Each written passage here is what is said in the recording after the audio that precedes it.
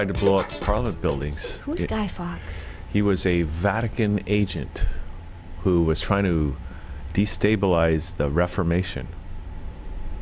Oh yeah. Of the government? Of the Protestant movement to break away from the Catholic Church. Oh. Right? This is really heavy stuff. So somehow the Vatican has promoted Halloween to try to distract people from the reality of Guy Fawkes. Okay, well, you know what else I heard? What? That October 31st is actually Jesus' birthday. Somebody told me he was a Virgo. No, he is Scorpio. And you know how I know this? How? Because, true or not, but this is true. I have a sister who was born on Halloween, and we were brought up Roman Catholic. And for her to get baptized, they insisted she was called Christine. Why? Because she was born on Halloween? Yes, in the name of Christ. If it was a boy, it would be Christopher. Who, the church insisted? Yeah, and she couldn't get baptized unless she was named Christine. So my mother said, no, I don't want to call her Christine. I want to call her Linda. And they would not baptize her, so her second name is Christine. Is she baptized? She's baptized. Okay, good. That's her first problem, but anyway. Ooh. The problem started right away for her, didn't they? The name is important. You know how, okay, let's talk about the name is important curse. Before we get into the show, because that's where we're going now. But you know, some people say you change your name, you change everything. Yes. You change your whole vibration. I was speaking actually to Aaron/Ravel last night about that very thing. She's got a million names. What, you were talking to her last night? Yes, what time? 9 o'clock, 10 o'clock. Interesting. Okay. So what did she have to say about that? Or what did you have to say about that? We were talking about that. Because she said, you know, at one point of her life, she changed her name because that suited her. It felt better for her. She actually legally changed her name. Yeah. And now she's moved into another phase of her life, and she's changing her name again. You know what? We change wives and husbands. We change jobs. Why not names? You know, that's funny thing. I'll just tell you something funny about her in particular, because one of the names she chose for herself, I also chose a name for myself. So you changed your name? At one point. Well, it didn't really stick, but because it wasn't the but right I did. Somebody did give me an engraved Weatherman, or what's that tool? That little tool, Weatherman, whatever. It's like a Leatherman. Oh, okay. They gave me a Leatherman with my chosen name engraved on it, which is the same name that Aaron chose. Is it a common name like a Scott or a John? No, it's nothing like that. It's I won't say what it is, but it's the same name. Did she spell it the same too? No, spelling was different, slightly different. Because you guys, maybe she spelled it the female vibratory way and you spelled it the male vibratory way. But that's kind of neat. But we think that's why we're both Arcturians, or that we maybe had something. Well, you're definitely connected. That's kind of weird. Isn't that weird? You guys tuned in telepathically or something. Yeah, totally. You knew each other at the same time? At that point, you knew each other? I didn't know her at that time. So you did this without even knowing her? Yeah. That's even weirder. Yeah. And I didn't know that I thought that was her real name until she told me later that she had actually chosen that name. Isn't that amazing, eh? There's definitely a connection there. Yeah.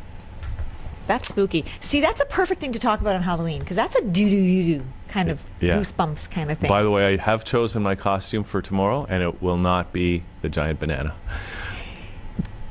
I've rethought my costume. That's probably a good thing, Hugh. So are you going to tell us? No, it's going to be a surprise. Okay. I'm going as Hurricane Sandy. I don't know how you're going to do that. I know you were talking about it yesterday, but how do you do that? I don't know yet. Yeah. But I'm going to work with Hilton, and he's going to help me. Okay, because he's got amazing ideas. All right, well, I think you should lots of foil. A battery-powered I'm just going to buy lots fan. of foil. Okay. Where do I get that? Maybe Dollarama. Okay. Dollarama is so amazing. That store, I mean, you can be in there for hours. The costumes there are amazing. It's unbelievable. I know. It's such a cool store. And it only costs $2 at the most. I know, most. it's so cheap. It's so much. So even if you screw up, you can just buy another one. It's like, what do they call that? Shopping therapy? That's a good place to go, because you can walk out of there feeling really, really good. Having dropped only $10 and you got a big bag of stuff. I know, that's amazing. That's a good point. That's a very good point. So, for shopping therapy, they should actually call their store Dollarama shopping therapy. Yeah. That's what they should do. Okay, you're getting me all excited. I want to go to Dollarama later today. Okay. So we get busy with the show because we do have some great guests coming on today. First of all, we got Sharon Crawford. She's going to be coming on. She's got a book called Beyond the Tripping Point. Yeah, I was actually reading some of the stories. They're really good. And we're going to talk to her all about that and about her work and life and all that kind of stuff. Also, Linda Pinizzotto is coming in. She's the president and founder of the Condo Owners Association of Ontario. And she's bringing some condo owners in to talk about some of the problems going on in the condo industry. She was here a few months back, and it was really, really enlightening, some of the things that we talked about. Yeah. I still disagree with her on the animal thing, though. Like having pets, and because we talked a little bit about pets and condos and having limits and stuff like that, and I think that's ridiculous. Yes. It's ridiculous. Pets should have their own condos. They do. And the government should pay for it. Yes. They shouldn't have to pay a mortgage. Exactly. No. No. Okay. Also, Michelle Mondesir is here. Roseanne Howell's coming in, and they are. We're gonna have a little ceremony, right? Ceremony. Michelle, what should I say about it? Michelle, what should I say? Quick. It's a fun. Okay. I know they did it's a gonna fundraiser. Be fun. Yeah, it's all about play for purpose. That's Play right. for purpose. You know what? They have an amazing song called "Fly Away." I love it, and it needs to get radio play. We're gonna try to play that. Yeah, it's so good. It's so good. It should be on the radio. It could be a hit. Okay. It should be a hit. Yeah.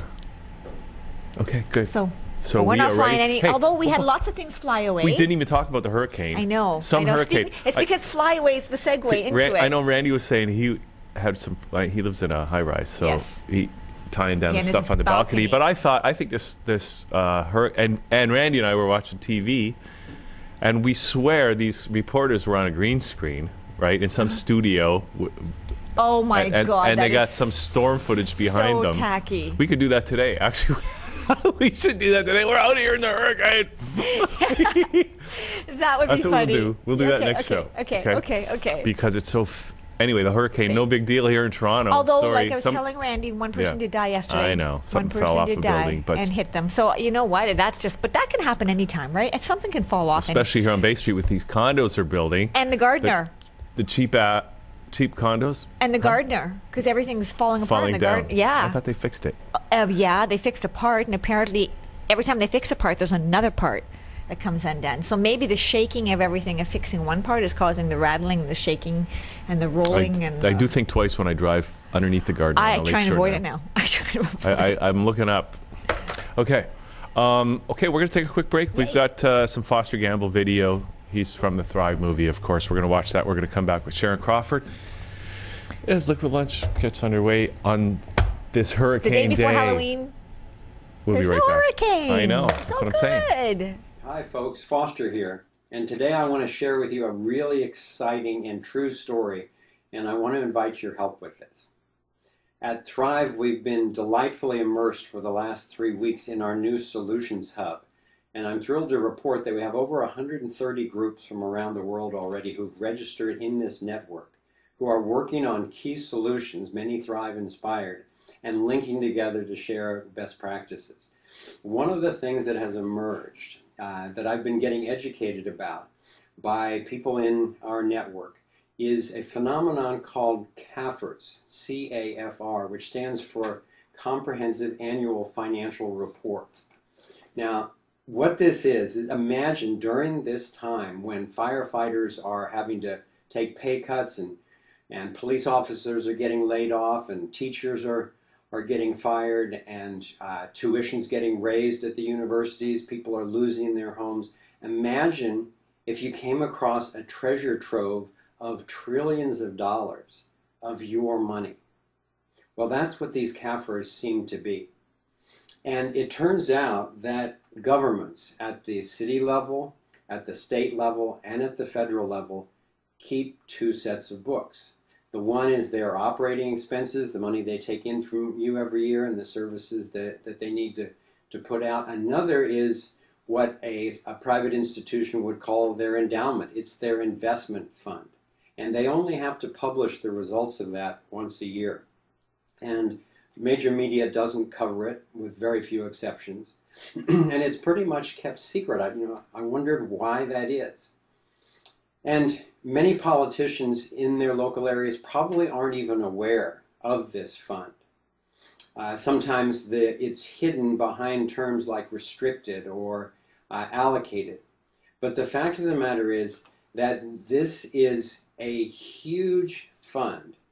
In California alone, last year, there are $755 billion sitting in this investment fund, invested for the most part with the big banks and the multinational corporations, and the dividend interest comes in from these investments.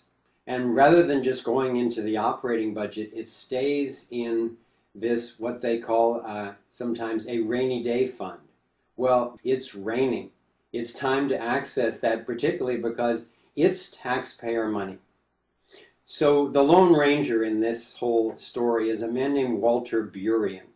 And I invite you to check him out on the internet. We'll have a link at the bottom of this blog that'll take you to his website. And there are plenty of videos there that can educate you about really his heroic journey over the last 20 years trying to bring this to light. And as you can imagine, he's been severely suppressed in lots of ways. He's a former military veteran. He's an experienced finance and business person. He knows what he's talking about. He's laid out the information very clearly to make it available to you at great risk to himself. So let's take an example, because this sounds almost unbelievable. You know, recently, Stockton, California, a reasonable sized city of 300,000 plus people, just filed for bankruptcy. And when I saw that, I thought, gee, I wonder why they just didn't tap into their investment fund. So I started looking on the internet to see what was going on with this. And a friend sent me a link to the following clip, which is very revealing. Let's take a look. Attorney David Mastagni will represent the Stockton Police Union in the AB 506 bankruptcy prevention mediation, but says he's never been this unprepared.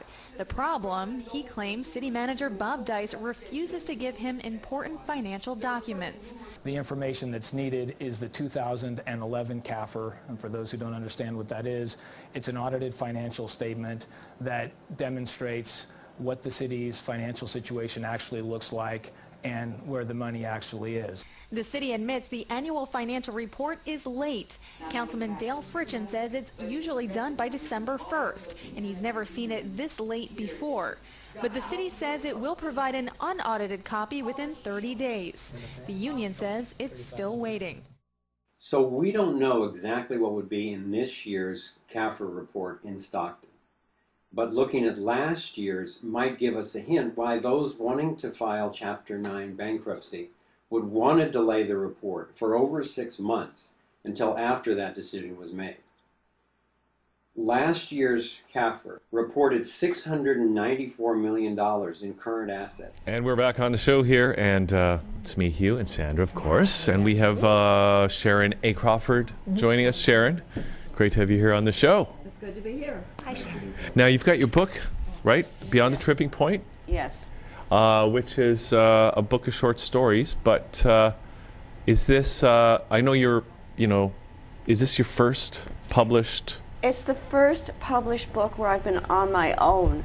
I've been in anthologies. In fact, 5 of the short stories in there appeared in anthologies before. Okay. And I've also co-authored a novella with another author, Renee Nathan, and it was, we used a pseudonym, which I don't even want to mention. So when you're talking about names, all that became very, very interesting, because I've gone through the same thing myself. Even the Sharon A.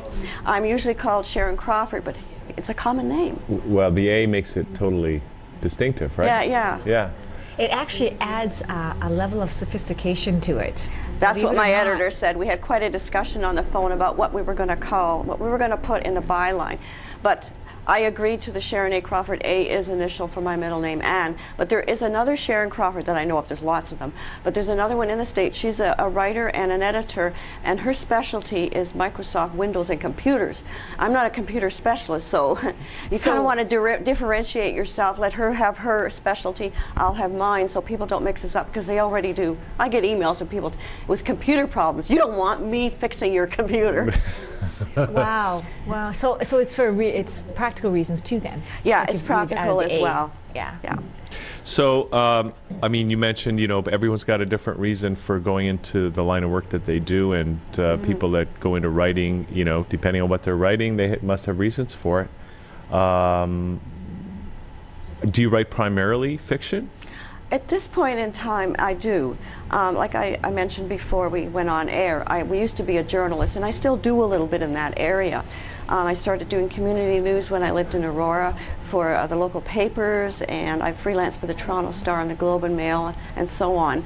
But I started writing fiction, short stories, I guess when I was around 20, and I kind of got discouraged because one place where I submitted in Alberta, it was a literary journal. The editor sent me back with a note on it. This was regular mail in those days, back in the gray ages. He sent a note back, this is not a short story, this is an incident. And I was insulted. So I kind of went on just writing other people's stories, non-fiction, for a long time. But I've come to realize that he was right, and it's one of the things, one of the greatest pieces of wisdom I've picked up. Well, that's the thing too, as a writer, as anything, right? You learn. And when you look back at stuff, you go, gee, I didn't realize how dumb I was back then, and how much I've learned in the meantime, right? Yeah, yeah. Well, you know. So what is the difference between an incident and a short story? An incident would be, for example, if you went outside and you found the power lines were down or trees were down because of Hurricane Sandy, and you went into the house and called the hydro, that would be an incident. Okay. That's not really a story. But if you built a story on that, your fear of building up, all the preparations you make for it, and maybe one of your family members, you don't know where they are, you could build a story on the incident. Okay. But the incident is, it could even possibly be a scene as well in a story, but it's the smaller picture, it's not the bigger picture. Well, it's like a story actually has a format to it, right? Which you probably know more than I do about it, but you know, there is kind of a formula when you take writing courses, depending whether it's for screenplay or novels or whatever. Every literary form has a different formula to it, right?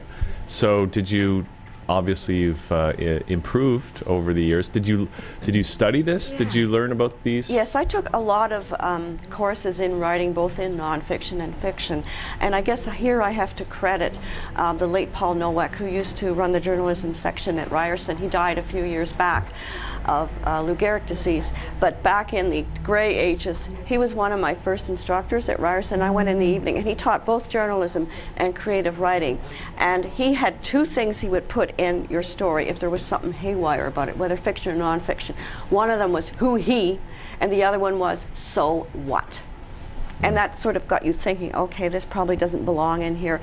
But you know, I've taken other courses. I've had mentors, Bernice Lever, who's out in BC right now. So I mean, I belong to the Canadian Authors Association. So you learn from other writers as well as from courses and workshops. Now, you were a journalist, right? Or yes. You still are? I haven't done too much in that area in the last few years. I've been doing more fiction, obviously, and also I'm a freelance book editor, and also I'm teach workshops in writing. Okay. So what is the difference, Sharon, between journalism and creative writing? Journalism is more fact. It's definitely has to be something that's true. You have to get your facts right, which a lot of journalists apparently don't do now. Well, I was going to say, I'm not so sure that's the case anymore. Maybe journalism is more creative writing than... Well, there is what they call personal essays, which really border on fiction in the style, but the content, if you're doing a memoir or doing personal essay, it has to be your truth at least. You can't be making stuff up, but your style is more like fiction in that. Fiction is supposedly supposed to be all made up. You may grab something from real life and use it. For example, one of the stories in there, No Breaks, that came about from a friend of mine. I'm just going back a few years. We were driving from Aurora up to, I can't remember, it was Grainhurst or Bracebridge, to her mother's cottage, and her brakes failed. And she used her parking brake every time we had to stop. And then we were in and out of gas stations looking for bays to get it fixed. And she did get it fixed eventually. So I used that as the basis for the story. But the two the two. That's the incident. That's the incident, Okay. or that's the incident that started the story. But the story, yes, I have two friends, female, sitting in the car, but I was the passenger in the car with my girlfriend. I don't drive. I have a lot of cars in there for someone who doesn't drive. But I put it from the point of view of Millie, who was driving, and her friend Jessica, and the brakes fail. And Millie is a control freak. She's an ugly-looking person. She doesn't like her look. She hates her life. And so she's decided she's going to try and get more control in her life by jumping in the lake at her friend's cottage. But you know, the story doesn't take place there, and a lot of things happen in the discussion on the way. And she finds out people are not who they think they are, and it sort of pushes her to commit a crime. So she jumps into a lake. That's what she and had then planned to commits do, but she doesn't. No, she doesn't. But that's what she had planned to do. She wasn't really trying to kill herself. I think she just wanted to use it as sort of a euphemism to clear her head and, and you know, get some control. Wow. It's kind of like Arthur Two Sheds Jackson, who was thinking of building a second shed, but it was only thinking about it. He didn't actually build it. Yeah. Well, things happen in between on this ride up, and like I say, she finally decided to commit a crime on the spur of the moment. She did something impulsive, so she never did get it. They never do get up to the cottage. So that's one story in the Beyond the Tripping Point. Yes. So it's a collection of short stories. Yes, it's a collection of mystery short stories. Mystery short stories. Okay. Yeah. And 4 of them are linked stories. So, although they stand alone, and they feature fraternal twins. Sebastian, who's called Bast Overture, who's very tall and he's gay, and he used to be a criminal reporter, and his sister Dana, who's Dana Bowman, who's quite short and has short black hair. She's divorced and has a son, 7-year-old David, and David is psychologically mute because of something that happened in his past. The year before. And then we have this great Aunt Doris, who's actually her ex-husband's aunt, who shows up, and she's kind of like has a gargoyle face, and she's a real character. So Sharon, when you write, I mean, when you're describing these characters, it's like you know them, they're real. So when you write about these characters, do you actually, I mean, you have the physical down, you have the personalities down. So how does that work? How do you do that? How do I don't know. Are you like a split personality? We can come up with a gazillion different personalities? I don't know. Were you kidnapped and had your memory and how true to erased? life are some of these things? Because there's a lot of criminal references here. Well, when I was little, like a child and a teenager, I read a lot of Nancy Drew, and my mom and I used to sit. Mom and I, this is going to really date me, but my mother and I used to sit and watch the Perry Mason series on Saturday night. I used to watch that too. Yeah, and then I got into Agatha Christie mysteries when I was about 12, 13, and I think it was the puzzle and the characters in Agatha Christie. Looking back, I don't think she developed them well, but she did have good characters in there. They were quirky. And then Perry Mason, and Raymond Burr was such an excellent actor, and I think the way he presented, the way Perry Mason came across, and then this thing at the end, you know, just all of a sudden, you did it, you know, that sort of thing. You go through all the people, you didn't do it, but you did it. And so I think that sort of influenced a lot. But how do you make these characters so vivid and real? Yeah. Is that just a natural talent? Do they just pop up into your head? Some of them do, yeah. I take some workshops with Brian Henry. He's a fairly well-known workshop coordinator and teacher, and also an editor. He used to work for Harlequin about 25 years ago. But he teaches these amazing workshops, and he makes you write in it. In fact, you're supposed to write in your lunchtime too. And I've had 3 stories in there spawned from there. They just spawned. Wow. What's going on there, Sharon? Do you think like there's alternative realities and you're tapping into them somehow and pulling out? Do they really live somewhere? Exactly. They must, because if they're living in your mind. Maybe they do. I don't know. But I like I say, I read a lot. I grew up an only child, so you tend to read a lot. Imaginary friends too, right? Maybe. Well, I don't think I want to be friends with a few of the characters in there, but see, that's the thing. That shows true creativity too, as well, because you know it's easy to imagine an imaginary friend. Yeah. But to create these characters that are not necessarily people you want to be spending any time with. You don't want to actually sit down to dinner with these people, and to be able to bring them to life the way you do is amazing. Let's find out now, Sharon. You've got you brought the book here, and could you read from it, and so we can get an actual. And why do we have this? Oh, that Just I some of have your characters? Some of these items have to do with what my characters. A train? A train. Okay, in Porcelain Doll, it takes place on a train. Actually, in '65, no, there were not steam engines in it, but that's the closest I had to. 1965? Yeah. Isn't that when they switched to diesel? They switched to diesel, at least from Toronto to Stratford, or earlier, a little earlier than that. Okay. But Because I think I remember seeing a couple of these when I was a little And kid. what is the water gun? Is this? It's a squirt gun. no, there's no. You acted like I did. There's no water in it. That's the closest you're going to see me toting a gun around. But there is a gun in Gone Missing. So okay, I mean, does these things?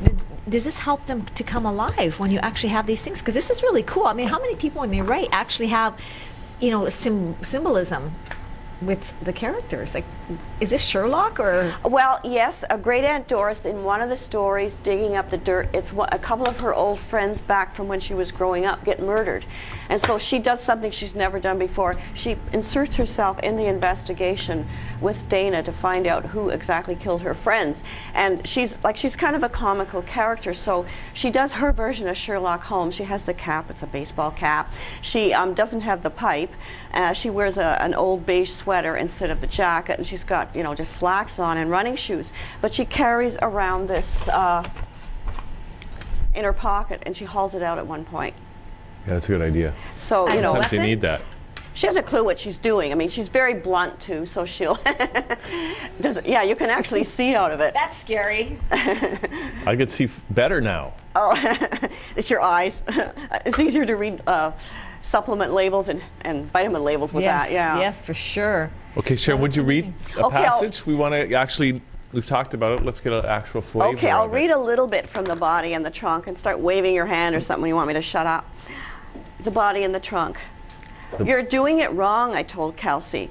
She ignored me and kept on ramming the corpse arms and legs into the trunk of the car. Every time she placed one arm in, the other splayed or dangled out.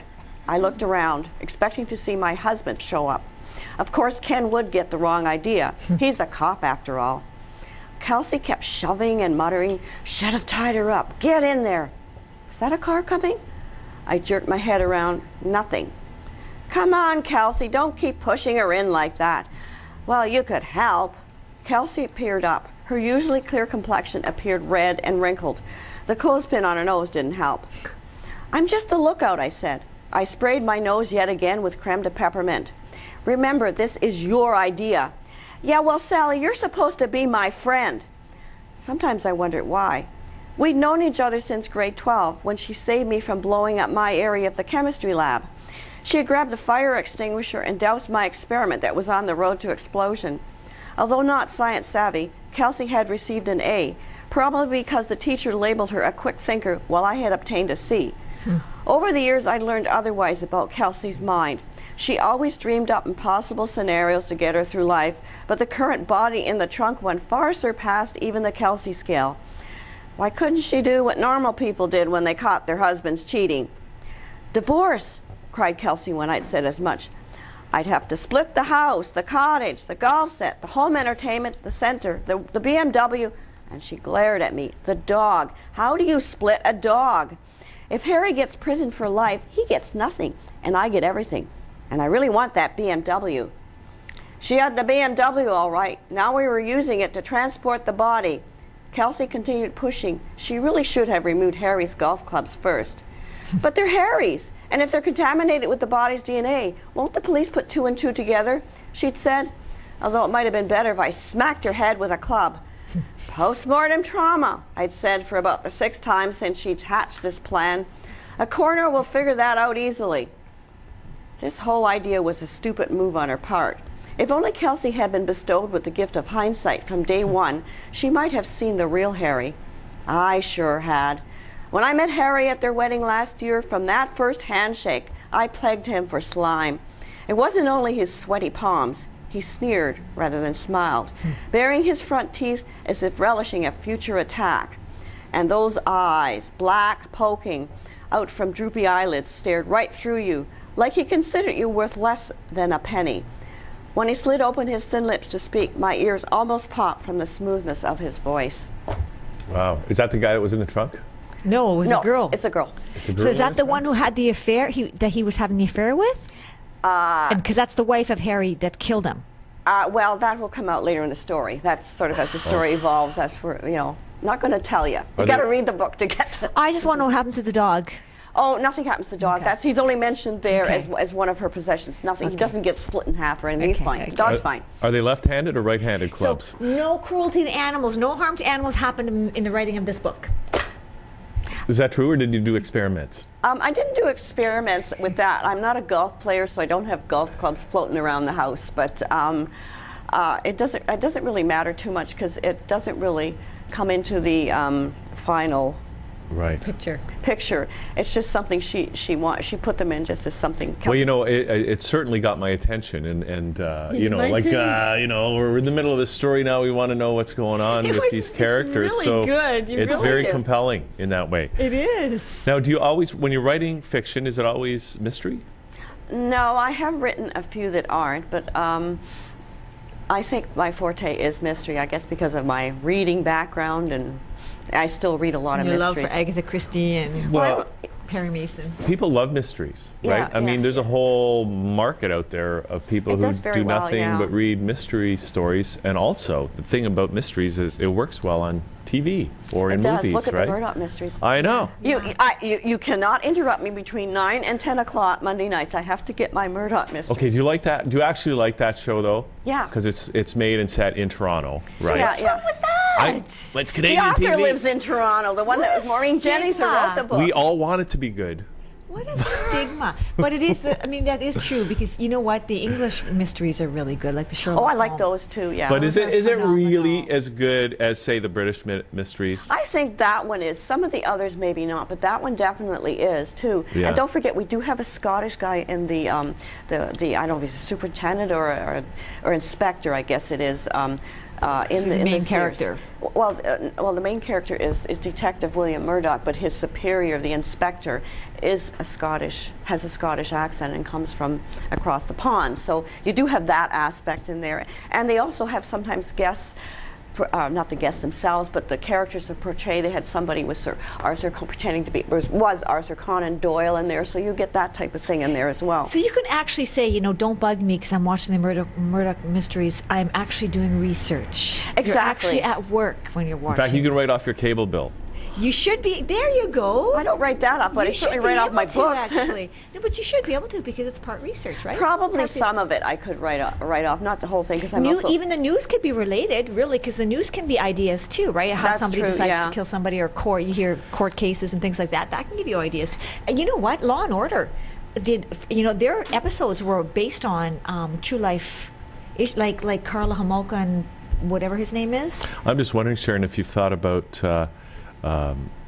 writing for television to create a screenplay of some of your stories, or Oh, yes. approaching people for, you know, to turn it into something you can see on TV or in Oh the yes, movies? definitely. I'm looking at the one that's the 4 Link stories Yeah. with the 2 private investigating fraternal twins. That's the one I am looking for to do that because actually those 4 stories they are sort of a kickoff for a prequel novel, and we find out what happened to David in that, which my editor at Blue Denim Press is interested in looking at. So I'm furiously rewriting the thing Wow. right now. So this book, Beyond the Tripping Point, is available now. Is that right? Yeah, it's available now. It came out in October. Right now, it's available online at Amazon.com. Also, Barnes & Noble online and Chapters Indigo online have copies of it. And you know, at book launches, book readings, and so on, which I will be doing, that they will be available there. If you wanted to go into a bricks and mortar bookstore, you could ask for the book if they don't have it. But if Ingram is their distributor, then that's the distributor for that book as well. They can get it. Now, you mentioned some book signings. Do you have anything scheduled where you're going to be there reading and signing the book? Yes, I do. Considering that this is going to be in the internet on and on and on. Yeah. This Never dies. Yes, but this Sunday, November the 4th, from 2 to 5 p.m. At the Rivoli, Blue Denim Press is running a book launch for Beyond the Tripping Point. Wow, at the Rivoli. Yeah, in the back room where it's quiet. Wow, nice. Yeah. That's great. Now, do you have a website where people can see where you're going to be doing other book signings?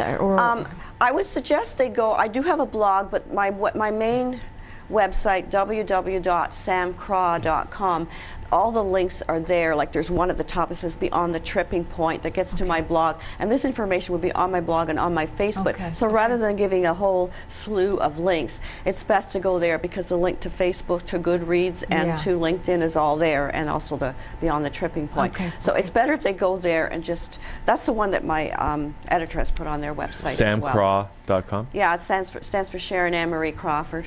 Okay. Oh, okay. All right. Okay, so we'll have to check that out, and I guess you'll be announcing any future book readings on that site. Oh yeah, I'll be putting. If not there, it'll be on my blog, and you can, link to that. Okay. All right. So Beyond the Tripping Find out Point. if she goes to jail. Sharon A. caught. Crawford, and we look forward to seeing this on TV after we finish reading it. It's Right, going to be Tim? the Crawford mysteries. Yeah, the Crawford mysteries. There you go. Yeah. That'd be nice. Okay, Yes, it Sharon. Thanks for doing this today. Well, thanks for having We me look come forward here. to the book launch and everything Absolutely, else. Yeah. We're going to take a little bit of a break now, and we're going to come back with our next guests, Linda Pinizzotto. Do we know what we're showing? What video? No. Okay. But Chris is on the board. He's going to pick something great. Something very Halloweenish, ghoulish, interesting. And we'll be right back. CAFR reported $694 million in current assets, of which $208 million is in liquid investments. Now that seems to indicate to me that a slight dip into this hush-hush rainy day fund could have handled Stockton's problems very smoothly. Some were even calling this a hostile takeover, with the bankruptcy being used as a means of breaking pension and health contracts. And this same type of scenario is playing out for cities and states all over the country. Now, I'm not an expert in this, but I invite any of us who find this situation both outrageous and promising to come up to speed and link our efforts. So I encourage you, please search on the internet, if you're interested in this, for the CAFR Results Comprehensive Annual Financial Report in your area, by city and by state, to see how much of your money is stashed away.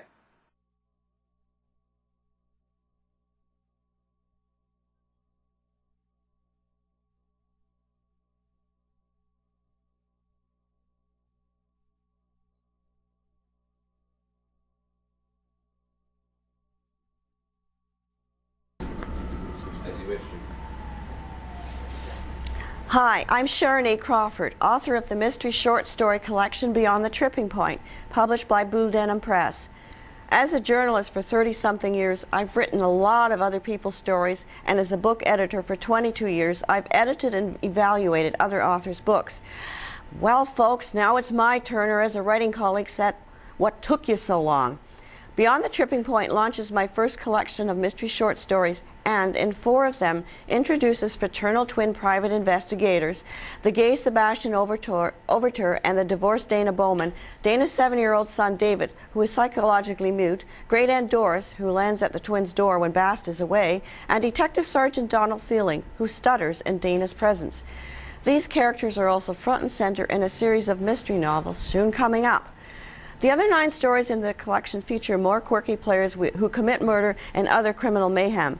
As Bianca Lakoszczak, author of Summer of the Dancing Bear, writes on Beyond the Tripping Point's back cover, Crawford's witty writing style is crisp and savagely funny, chronicling segments of a blasted world where husbands and wives, mothers and children, sisters and brothers, psychos and sadists, with cops never far behind, sandstorm through the potholes of life. Purchase Beyond the Tripping Point from any online retailer, Amazon.com, Barnes & Noble, and Chapters Indigo. For more information about Beyond the Tripping Point, go to www.samcraw.com. That's www.samcraw.com, and click on What Else But Beyond the Tripping Point.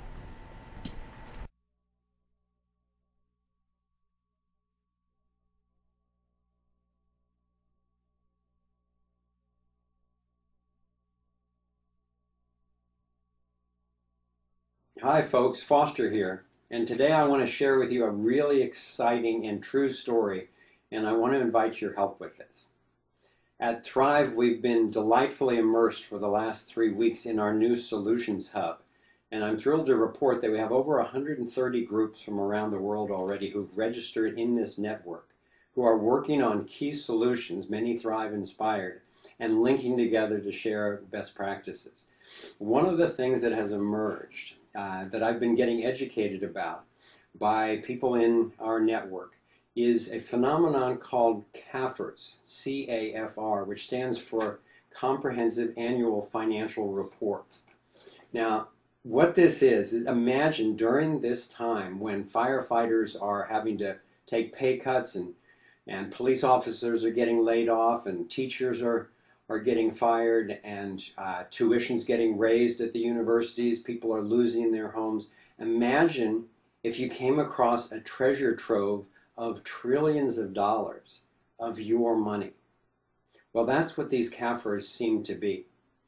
And it turns out that governments at the city level, at the state level, and at the federal level keep two sets of books. The one is their operating expenses, the money they take in from you every year and the services that they need to put out. Another is what a private institution would call their endowment. It's their investment fund. And they only have to publish the results of that once a year. And major media doesn't cover it, with very few exceptions. And it's pretty much kept secret. I wondered why that is.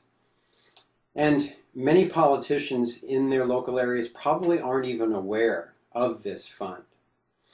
Sometimes it's hidden behind terms like restricted or allocated. But the fact of the matter is that this is a huge fund.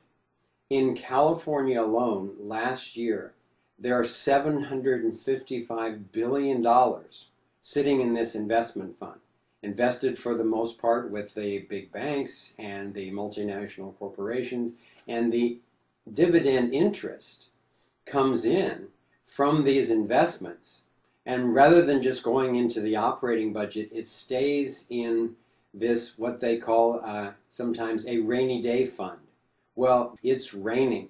It's time to access that, particularly because it's taxpayer money. So the Lone Ranger in this whole story is a man named Walter Burien. And I invite you to check him out on the internet. We'll have a link at the bottom of this blog that'll take you to his website. And there are plenty of videos there that can educate you about really his heroic journey over the last 20 years trying to bring this to light.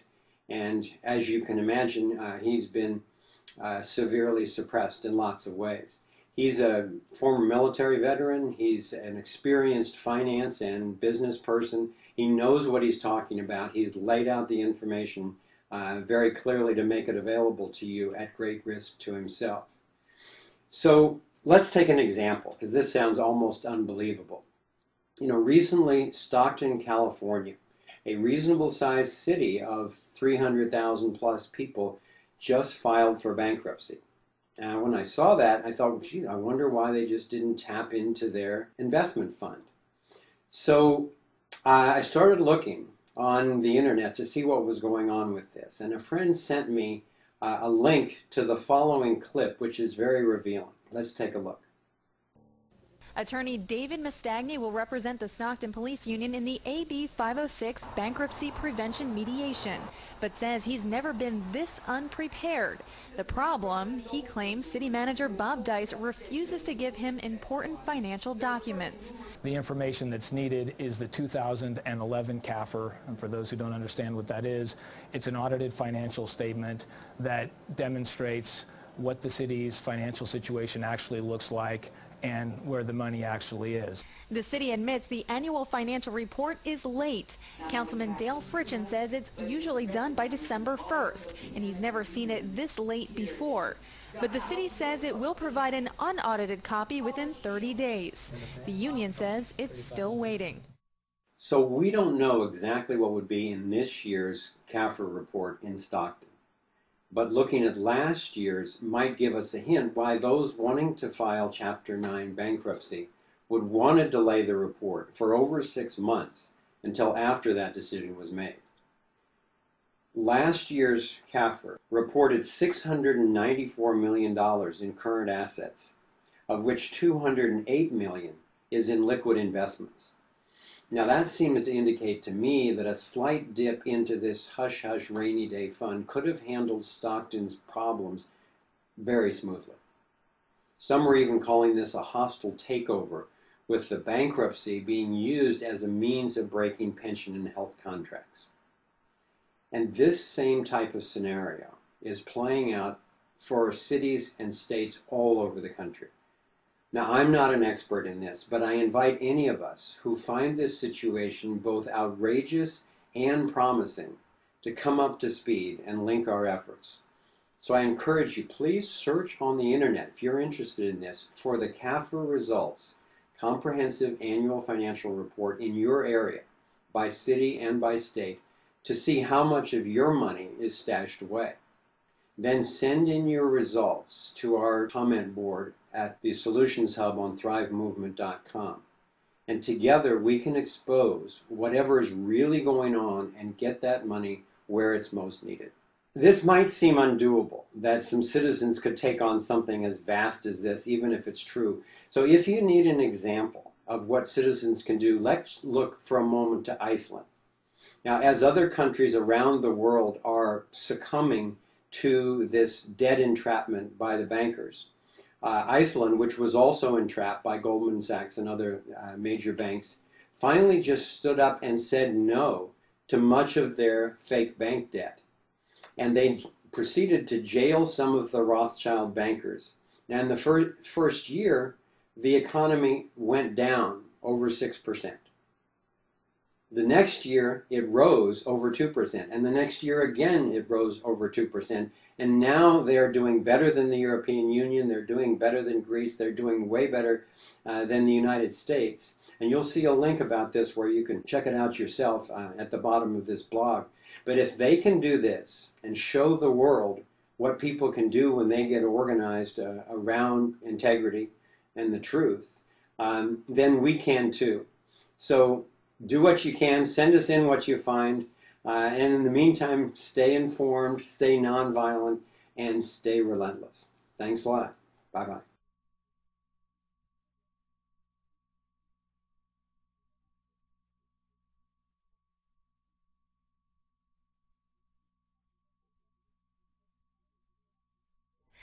Okay, we're back on the show here, and we've got Linda Pinizzotto here joining us, president and founder of the Condo Owners Association of Ontario. And you pronounced the name correctly. That's beautiful. That's because, you know, I'm a big Vancouver Canucks fan, and of course her son Steve plays for the Canucks. Right, Linda? Yeah, it's fabulous. It's been a lot of years of hockey. Yeah, well, at least hockey mom, I guess. We're just waiting for the strike to get over so we can get back watching the Tube again. Okay. So you watch them all the time? Oh, pretty much, yeah. Wow. All the time, whenever we can. All it's right. great. Wow. Yeah, it's Well, awesome. that's what we're talking about today, so we better get to business. Although I know you were involved in junior hockey, right? Yes, actually I used to run showcase tournaments to help kids get drafted and got listed in the master schedule of the NHL, and it was called P3 Sports Entertainment. And you were the first female general manager in junior hockey. That is so yeah. amazing. It was great. It was really great. And, you know, it was a time to sort of move forward. I actually left the scene in 2000 and I got involved in political action for the real estate boards in the government relations. So I'm actually the chair for government relations in the real estate boards, working with Mississauga, Toronto, Ontario Real Estate Board, and Canadian Real Estate Boards. Well, clearly you have a very fiery personality, which I guess helps in any area. Well, you know, I think that what's really important is that if there's really important issues out there, and condominiums is a massive important issue. Massive. It is now, boy. It affects 1.25 million people across the province of Ontario, and you know. Well, that's kind of what we're here to talk about too. I just want to introduce our other guests too. We have Fabulous. David, Dayan here as well, and Merg, Kong, who are both members of both condo owners and both members of the Condo Owners Association and volunteers with the organization as well. And some exciting news because the Condo Owners Association, the Condo Act is up for review. Yes. And you guys have been invited to participate in the dialogue about the direction that the new Condo Act right. should Can go I in make a Ontario, movement? right? Yes. Yeah. Yeah. That was huge. That was huge. That's been like 2 years, 9 months of bang. constant.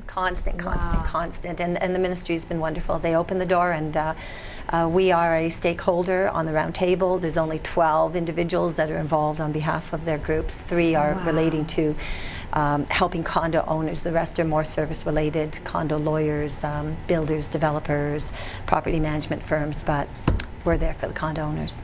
Wow. Okay. And that's truly a distinction that you really need to make for her, because everybody else is sort of a corporate stakeholder, where she is more for the people, and I think that's a very, very important distinction. Shouldn't there be more like you know, for the people on? It doesn't make sense to me. Well, it's especially when we talk about, because we had you on the show a while back, about some of the issues that the whole condo industry and the people who live in condos in Ontario, which is a condo crazy jurisdiction. Yeah, for sure.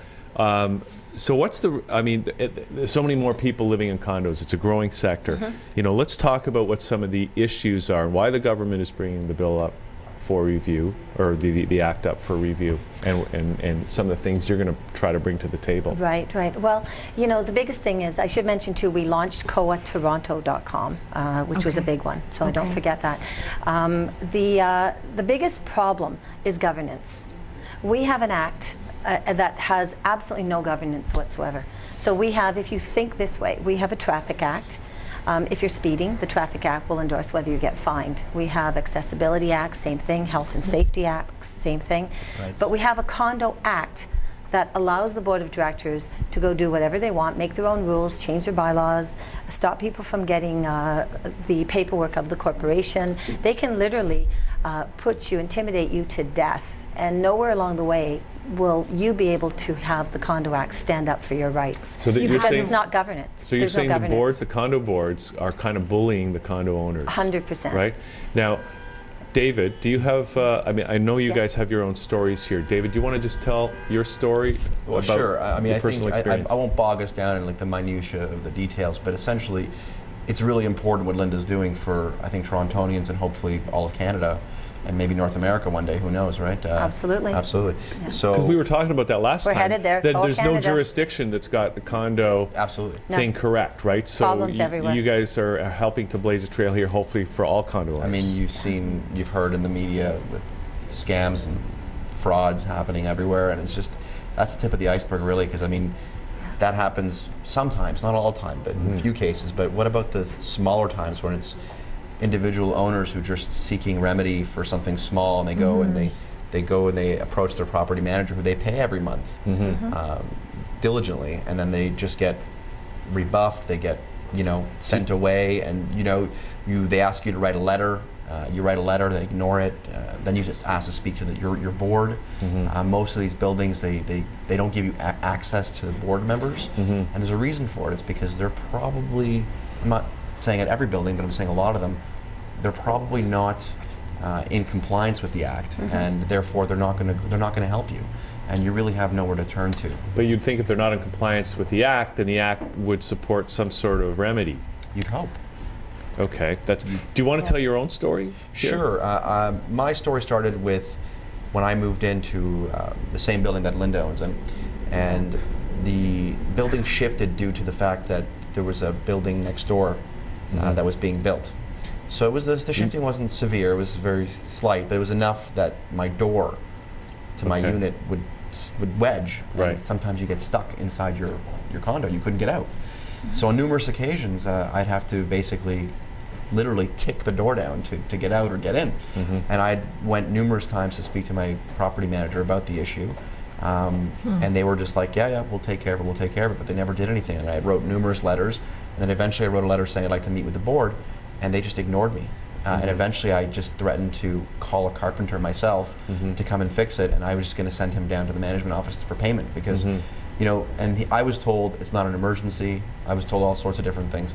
So that kind of spiraled into I don't like that guy, I don't like management sort of situation, and animosity in the building. No kidding. So you're living in this community, and all of a sudden you feel uncomfortable coming into your own building because these same people, they come and they accost you in the hallway and they scream at you and they make you feel uncomfortable to the point where when you have an issue and I say to them, listen, I have a problem here and I don't like what's happening, so I'm going to run for the board and I'm going to change things. And then the minute you say that, and this specifically happened to me with my property manager, he said, what's your end game? And I said, my end game is to replace the board members and hopefully replace the management, because I don't think that this is working out. And achieve some good condo governance, absolutely. right? And Yeah. I was told, I was threatened with Bill 168. I was told that I was I was contravening Bill 168, and that I was threatening his job in the workplace, and that you know, to govern myself accordingly. But it's he not a has job. to It's not a job. He has It's a job ridiculous. to render a service, and you are Yeah. actually paying them. That's right. Yeah. So they should have. You know what? If you buy something and you don't get the product or service, you have the right. Well, this is the thing. To cancel that, well, right? this is the So thing. how is that? They're not- completely. They can only do what the board tells them to do. That's the right. thing. Just contract. So this is the problem. So what Linda's doing is again, and I'm sorry to go back to Linda, but she's really she's everything here right now. So essentially, what she's doing is she's protecting us. What she's trying to do is she's trying to protect investors and owners, so that boards don't have free reign and blank checks to do whatever they want. And this is exactly what these types of situations aren't going to happen. Because for a while there, I was so threatened by that I actually was contemplating whether going into a police station and filing a report against them, because I wanted to protect myself. And then I bumped into one of the condo board managers, one of the board members, in my garage. Thank God my girlfriend was with me and we were beside a camera, because she reached into her pocket as we were talking and hit her alarm, so that the alarm would go off. And I looked at her and I'm like, why did you just do that? And I go, you could walk. I told her very clearly, you can walk away at any point. I am not saying you have to stay here and speak with me. You can walk away. We're just having a friendly chat. And she goes, oh, I never hit the alarm. But I saw her reach into her pocket and hit the button, and then as soon as she pulled her hand out, the alarm stopped. So it was a way of her saying, well, I have it on record that if you say anything, I can then say, oh, you were threatening me. And this is the type of intimidation tactics that they're using.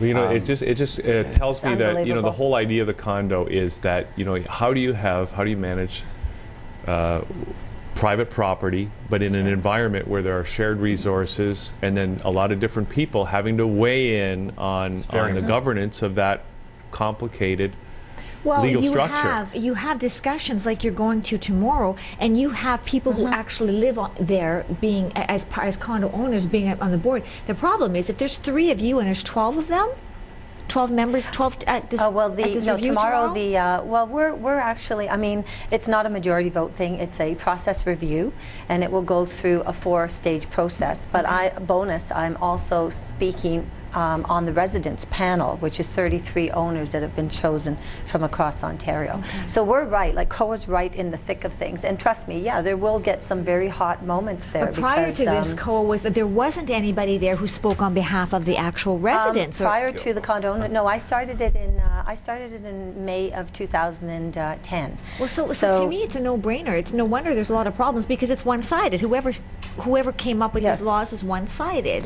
Well, that's the problem, because we've had, we've met with all 3 ministers so far. We've met through, this has been going on for me personally since 2009, and then the association was registered in 2010. And, you know, and then too, it's getting owners to realize that they've got, see, they're afraid. Yeah. That's the problem. You know, it's wonderful to have Merg and David here, because, you know, I can't tell you, we get so many, we get over 100 emails a day from condo owners who will say their first name, they'll actually give us their address, will you come and speak? No, we're afraid. They're afraid. They can't afford to move, and they're downright afraid of hostility in the building, ostracizing in the building. We had one woman who literally had to move out of her unit, live in a basement unit of the superintendent. Her son was handicapped, and she was in her late 70s. She was given a gag order, couldn't talk against them. On a personal level, I stepped in to assist her. And, you know, and the amount of those type of things that go on is awful. Now, I want to ask you, because you've been invited to participate in this dialogue that's going to help form the next version of the Act. Exactly. What's your impression of the government? It's currently the Liberal government here in Ontario. Are they genuinely interested in improving governance, in listening to the condo owners, or have they been co-opted by the big developer and board interests? You know, to date, we're not happy with the process to date, and we've put that in writing. We've sent it in writing, and we've made our position very clear. The fact that the consultation process includes a lot of service-related trades, and they talk about, you know, licensing for property managers and letting the property management firms kind of just be out there. And there's a difference as well between what COA can help when you relate to new construction condominiums and that part of the Condo Act versus condominiums that are 10 years old, condominiums versus, you know, 20 years old. You know, my real estate background helps tremendously because we can see we've got condominiums in certain areas of the city that need to be addressed. Their maintenance fees are $700 a month. The values of those buildings, the unit is $60,000. 60,000. So we got slum condos out there. What's good? What, I mean, when you look at that, the picture. Like we Yeah. need what we don't have in the process. Okay, what we don't have in the process is anybody in the accounting world, and COA is going to be approaching because our one of our directors is actually an ex-vice chair of an extremely large, prominent accounting firm, because we need that accounting background to take a look at reserve funds. Can we design a government bond to try to help buildings with interest rates and so on. So they're going to find out tomorrow that it's actually a lot more intricate than just filling up the entire room with people that are geared towards property management firms and, you know, service-related firms. That doesn't even seem democratic to me. Condominium. No, to be fair, the government, I think Linda's absolutely 1,000% right. But at the same time, I'm hopeful that the government's doing this to sort of see. I mean, you can't implement any process in a democratic society, in a society such as ours, just blindly without figuring out how you're going to pay for it. So hopefully there could be, like you said, like licenses, levies, whatever they have to figure out. Yeah, they're not I'm there. all for it. They're not there, but certainly in particular, which is wonderful, and the government could make money, which we're putting on the table, is the RICO. Every real estate agent is under the Real Estate Council of Ontario. Why can't property managers be under a council where they have to pay fees and property management firms? Why is the government having to make money off the condos to begin with? Well, they're not. The government. It's about that part of it. It's not about making money from the condos. It's making money for the licensing of property management companies who are under contract with the condo building. So think of a condo building. A condo building is paying anywhere from $70,000 to $100,000, even $200,000 if it's shared, like if there's 2 or 3 buildings. And that's what the contract is for property management services to come in and run the operations of the building. That's a huge contract. Now, those property managers, even though they know the board, it's like what David talked about. That property manager, he knows what he should be suggesting, what he shouldn't, because he should be in compliance to the Condo Act. They're there to do that. They're there to steer the board in the right direction. They're the experts. They're the ones that have the knowledge, and the board of directors have more of an interest in the building because they represent the body of the people in the building. In a sense, they hire the contractor to steer them. To operate it. Right, but if the board of directors don't have any knowledge because the infrastructure of the Condominium Act doesn't force them to go and maybe take a course, learn something, they depend on the property manager. The property manager doesn't want to lose his contract, so it doesn't affect him if he sees or even suggests that the board should do things in non-compliance to the Act. Plus, he's maybe not thinking long term. The condo board needs to think long term, and he may be just looking. He wants his contract. He's looking long term to keep his contract, and to keep his contract means that, you know, they should be doing what the board says, kind of, sort of. But then you can go one step further, and you can say, okay, fine. The condo board of directors will go to the lawyers now, and they'll check with the lawyers to see whether or not what they're doing is right. Like, in other words, I just received a letter. The same building, I have requested documents of the corporation, which is actually part 50 of the Condo Act, 55 of the Condo Act, Section 55 of the Condo Act, Section 4, states right on it that I have access to those I have been requesting since June. I've hired 2 different lawyers since June. Now, how much is this costing you personally, Linda? That's the thing. Yeah, well, right? that's exactly the thing. You're 100% right. It's costing me a substantial amount of money. Not emotionally as well. And right? Yes. and the interesting part about it is, if this can happen to me, with all the knowledge I have, the little guy that owns a condo out there is or the done. 70-year-old They're done. Yeah, exactly. That's the scary thing. That's exactly right. Or the new immigrant who just spent 6 years saving all their money so they could finally have a home, and then they, It sounds like. And one of these directors is actually a lawyer. And this is the interesting part of it. Those same directors sued the corporation to get on the board indirectly. And nobody knows that. Talk about forcing your way in. Yes, they created a special meeting that had nothing but lies in it to create a negative impact in the building. And the negative impact, what they can do is they manipulated the Condo Act in order for them to get on the board by creating a haze of mistrust of the present board in the building, which forced this huge atmosphere that's going on in there now. This is the thing. There's a couple of great things about what Linda's doing right now.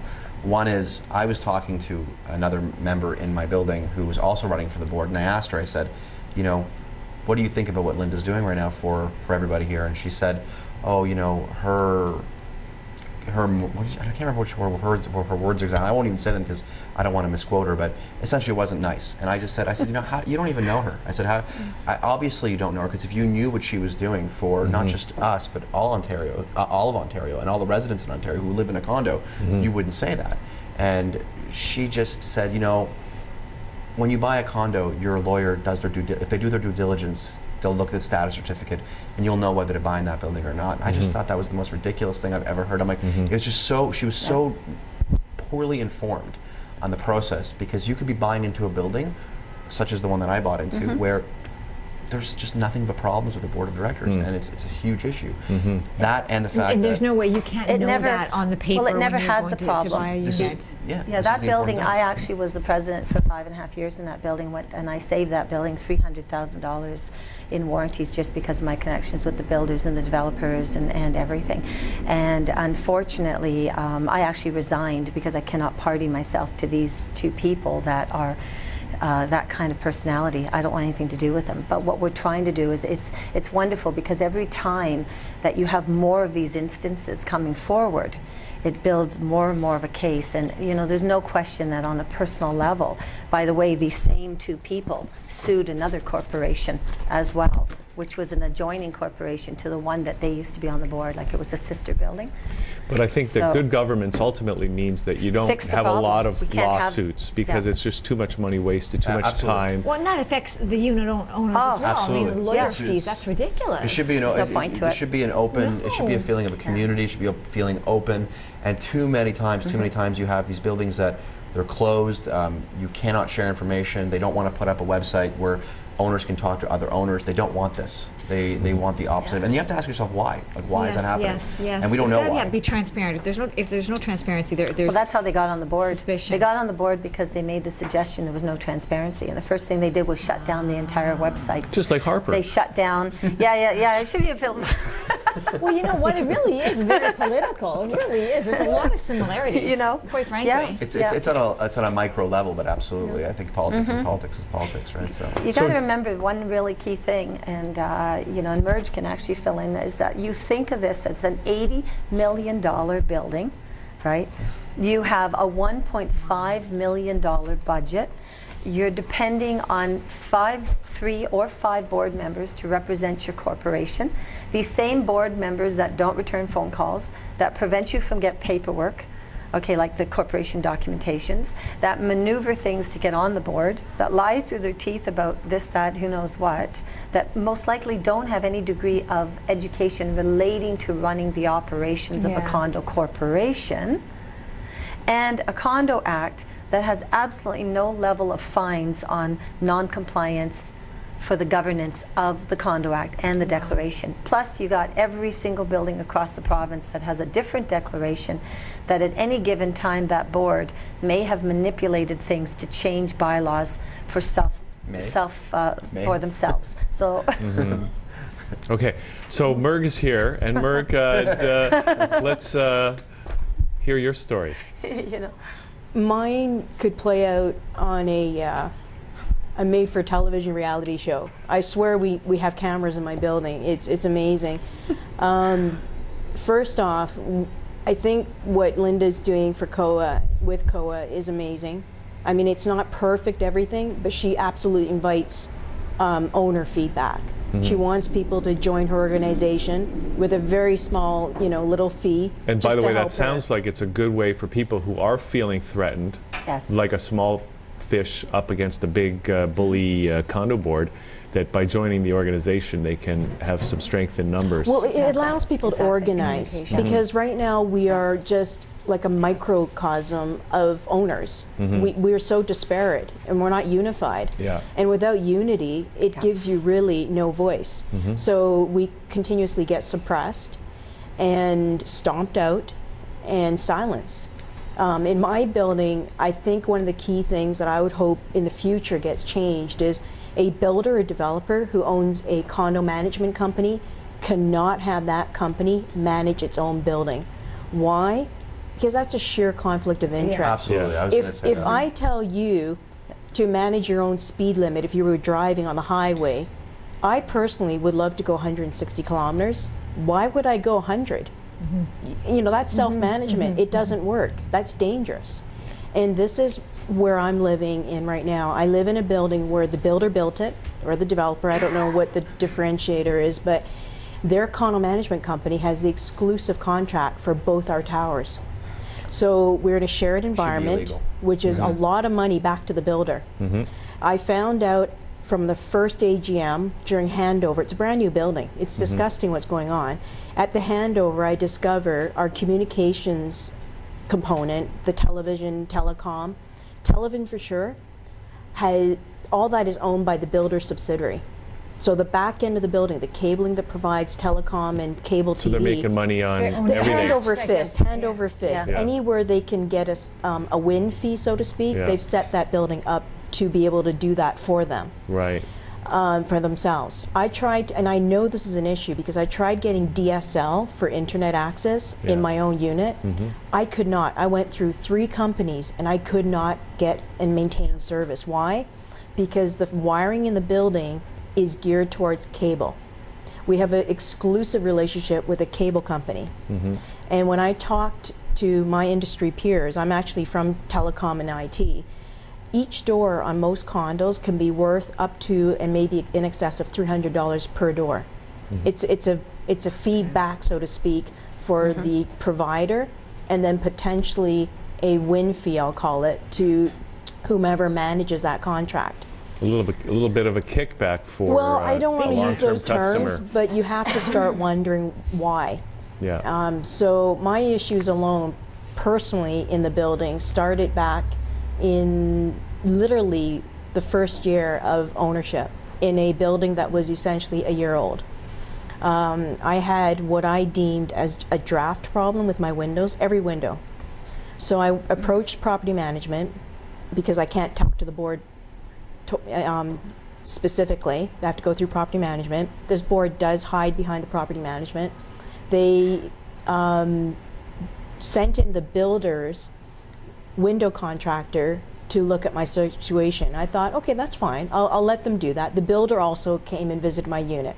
We went through this dance for about a year. They brought absolutely 0 tools to assess the situation.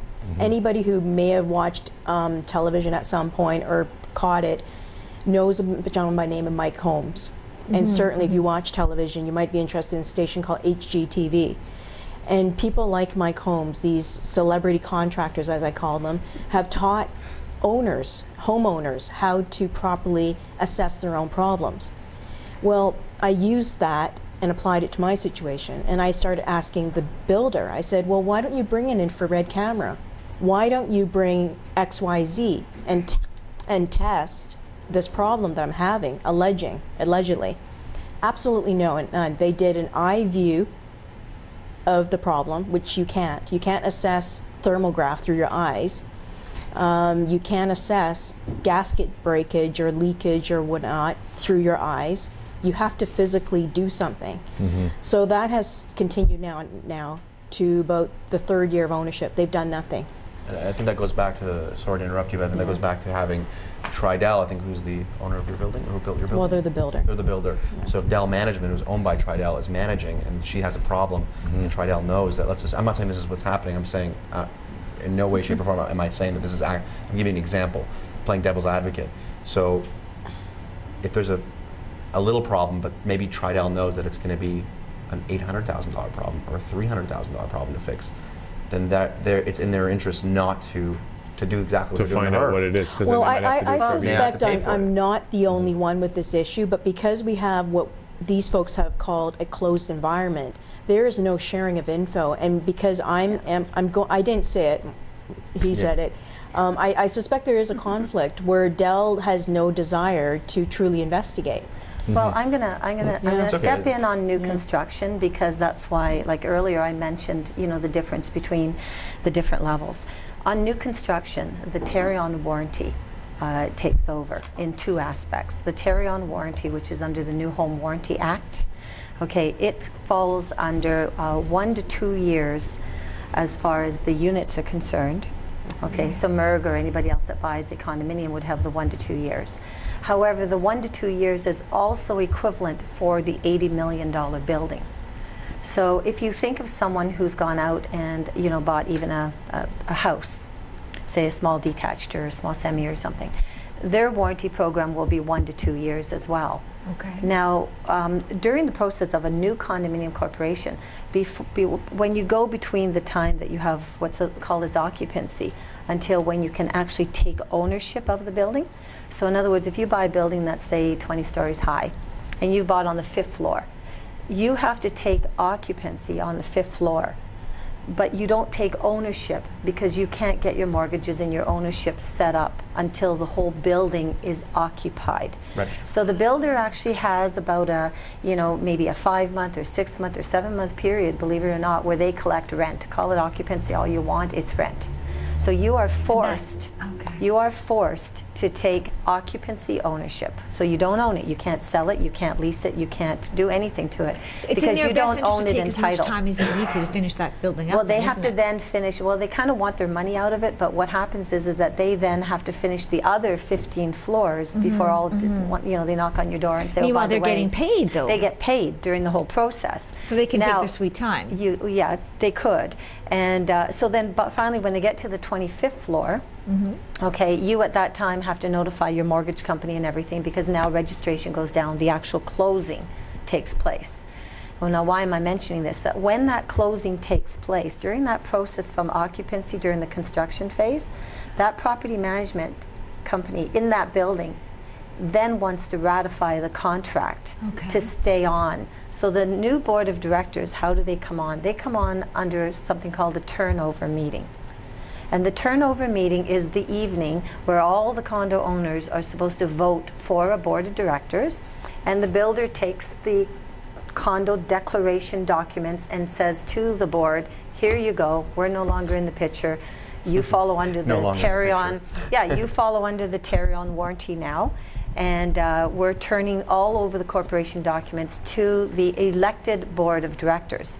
Now, the elected board of directors, they have all these contracts in place. They have contracts in place for cleaners, because don't forget, there was a period of time there with the occupancy. So they have to go on with these existing contracts. They don't have to, but if they don't have any knowledge, and they have absolutely no knowledge, they're just going to say yes. You got it. They're going to ratify the contracts with the existing companies that are already in with the builder. Shouldn't there be a probation period or something? Well, there should be knowledgeable directors, but the Condo Act does not stipulate any education of any sort for directors. That sounds like an absolute must for the new act. Do you see what I mean? Yeah. So what happens is that all these contracts, whether they're the window washers, whether or not they're the underground cleaning washers, whether they're the you know, the people that are maintaining the elevators, whether or not it's property management contracts, security contracts, whatever the contracts are, those contracts are ratified.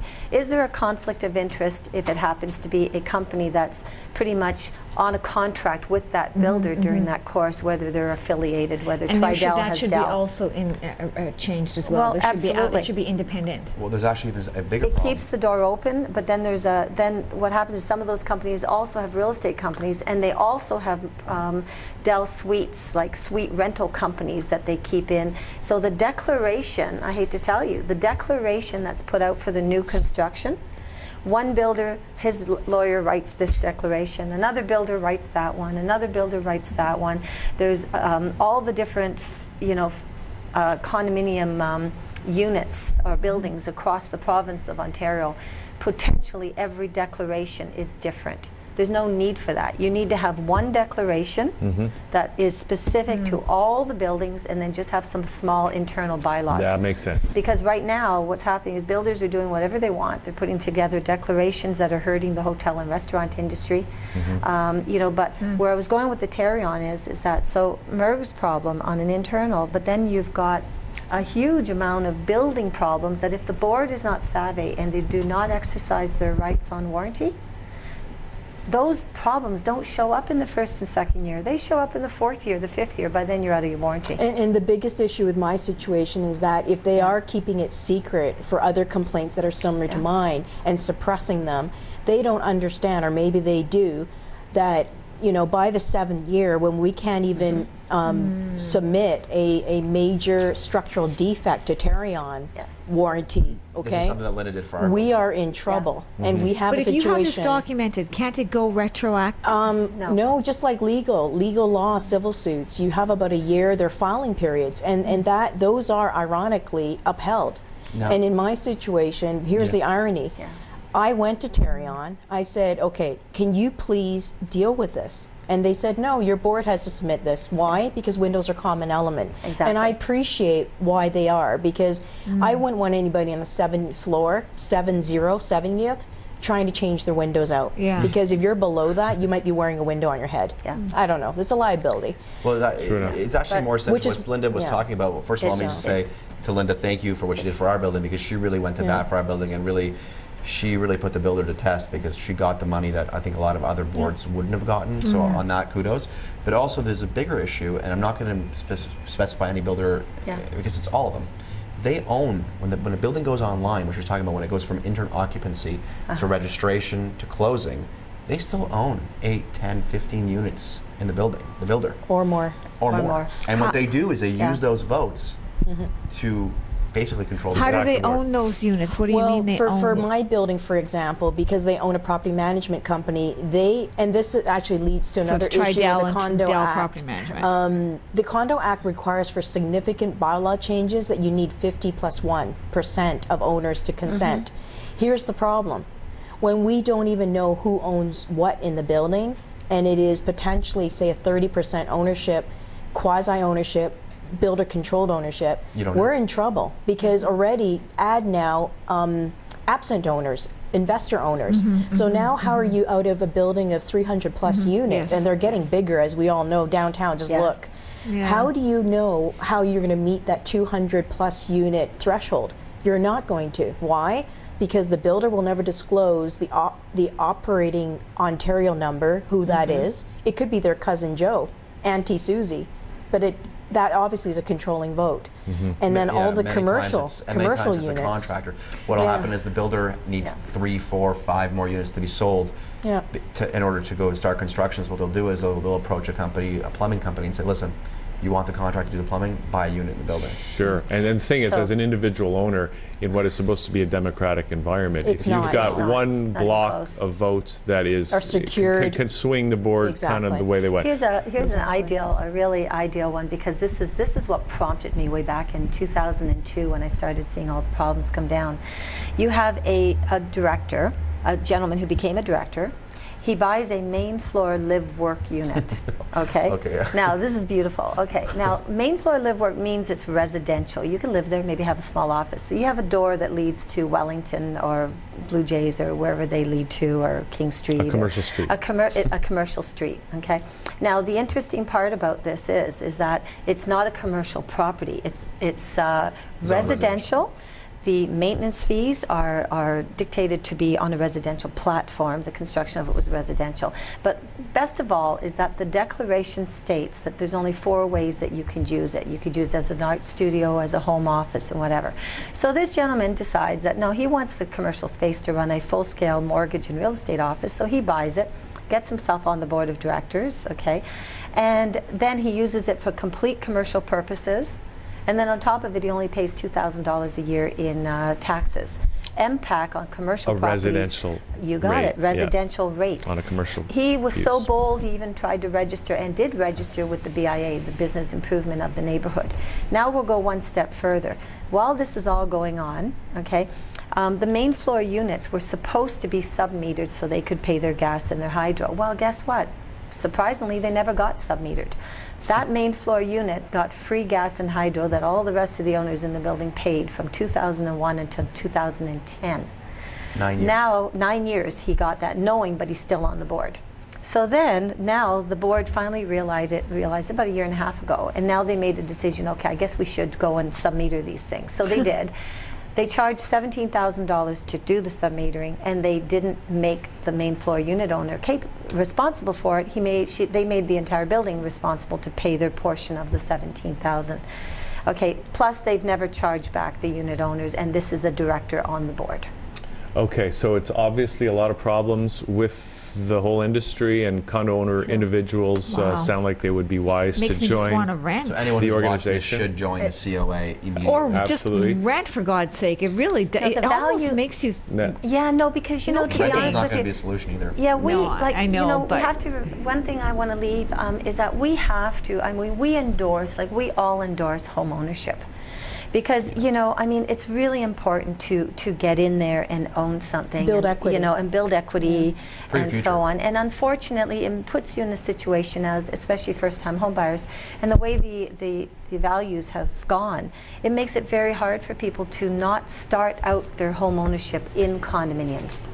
Yeah. Well, you see? good So- governance means that Yeah. your value as a condo owner is going to continue to appreciate properly. Bad governance means that it could crash precipitously.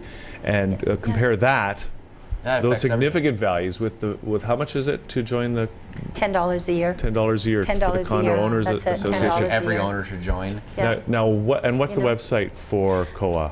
It's www.coaontario.com. Okay. And just to put closer to your door issue, did you ever get that fixed? I did. I had to wait for the property manager to be fired because he had an issue with the board, and they got rid of him.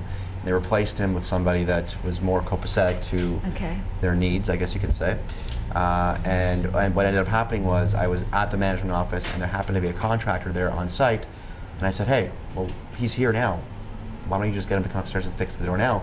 And the contractor was like, yeah, sure. He's like, I can go look at it. And they were kind of like, oh, we got to get approval. And I'm like, approval? Like, I've been sending you letters for 6 months. I get trapped in my unit like regularly. This is ridiculous.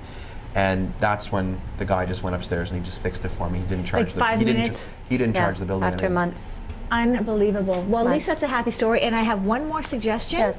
All you have to do is bring your son, now that he's on strike, the hockey player with the stick, and away we go. That would be great. That's the kind of governance they will understand. Now, you guys are going to be involved in these sessions to look at the Yes. act, and I don't know if this is true, Linda. You can correct me if I'm wrong, but condo owners all over Ontario, I suspect, can get in touch with you now, absolutely. and then while you're giving feedback to the government, they can give feedback to you, and you can carry their I message would love, to the government. thank you so much, because I think that right now, if all the owners out there having problems, all of them, please write down your problem, even if you don't want to disclose your address, but send in your comments, like a because we're snitch going to line. literally, we are going to literally compile all of them. We're going to create a register now of all the buildings that are continuously having problems. So if you get if we get a register and we got like 8 different people in that building have all surface problems, then it's something that needs to be investigated. Okay. And I think what should happen with the act is I think the government, if they're taking it seriously, and I hope they do, I mean, like I said, we all know that it's going to be kind of an uphill battle, unfortunately. But what should happen is when you go to buy a condo, your lawyer should see whether the building is COA registered or not. And Yes. if it is, Yes. then you know and you feel safe that that Yes, building has yes, had all yes. all the issues that have arisen have been taken care of properly and according to the Act and in compliance with the Act. Wow. That's right. And if it's not, then maybe it's something that you should not buy. Okay. because- We actually allow registration for buildings as well. So if a good board, we just got one yesterday actually from Queens Quay, one of the buildings down there. So sometimes you've got some really great boards out there. And those great boards are in total compliance and they care about their owners And they're they not care afraid about the about being building. transparent. Yeah, and they're not afraid, and they're Yeah. doing what they're supposed to do. So it's not always about bad boards. It's sometimes there's bad condo owners as well. So you guys But- could be rating the condos. Rating the- yes, and then that'll absolutely. play into the Wow. value of these buildings. The value of the buildings. And Oh, I can smell the money. yeah, Linda. so we got a call. We actually got a check yesterday from a condo corporation that said, "Hey, this is great. This is the name of our 5 board members. We're joining. Here you go. Come on, we're on board with you." Wow. So we offer that too. So we have condo owners at $10, and for a building, get this, $1 per unit owner. That's it, $1. So if it's 300 people in the building, $300, and the actual building. And so now if you know, if you're buying, and you hear that, yes, that building is actually involved with COA, great, fantastic. By the way, Then you this know it's building good. here, that David is involved in, that I was, no, the board stays away from COA. They don't want anything to do So with that's COA. a red flag right there. Oh, absolutely. Well, you have to wonder Yeah. why. Yeah. Why? Yeah. It's Yeah. like it's Yeah. like not wanting to be part of a civil liberty Yeah. union. It's like And why? Merg, your building's not Well, involved with COA. my either. building, if I could, I think we're wrapping, but know. for my building, it has gotten to the point where, for me personally, they just issue me liens. Yeah, that's Believe it right. or not, I Just get am fines. heading towards a foreclosure potentially because I started with a window draft and just things escalated. Wow. So, Okay, I mean, guys. when So- you don't have a problem, you still want to be involved, I think, is what COA is saying. Yeah, So it prevents a problem from Good happening. luck. Absolutely. yeah. All right, so the first step for everybody out there, Yes. condo owners and buildings, is just go to the website, Thank you guys for doing coaontario.com. what you're doing on behalf of all we condo have, owners. and look at the map of COA. We have different divisions all across Ontario You're that so we've already passionate, stabilized. so amazing. Absolutely. Now, Yeah. next is Prime Minister.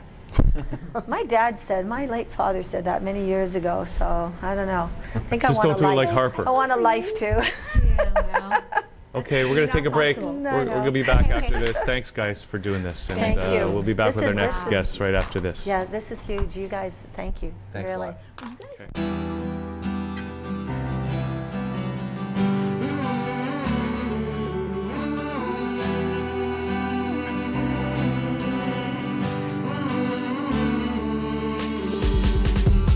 Everybody needs a little love sometimes. Even though it seems the weight of the world's keeping you down. Reaching for the path to glory.